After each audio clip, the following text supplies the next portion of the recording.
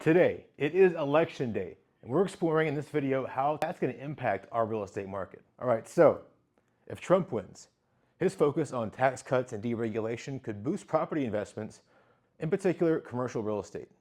Now, his administration's stance on lower corporate tax might attract investors and developers, potentially increasing supply of real estate. However, there's reduced support in his plan for affordable housing initiatives that may mean higher rental prices and impacting first-time homebuyers and renters the most. The good news here is that we have a huge supply problem in real estate right now, and it looks like he's actively encouraging new development and creating more supply. A Harris-Walts victory, might emphasize affordable housing and increase support for first-time homebuyers. Okay? Her focus on tackling housing costs could bring tax incentives for developers who want to go out and build more affordable units.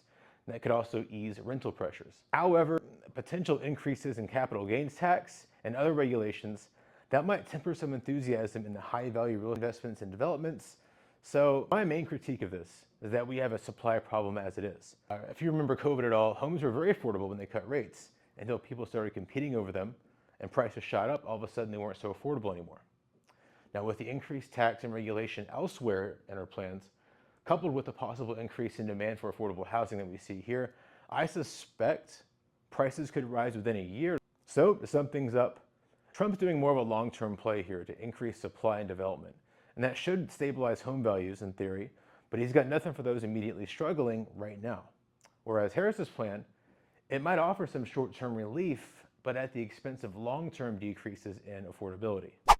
In my opinion, right now, regardless of who you support and why, I've got to give the edge on this policy to Trump.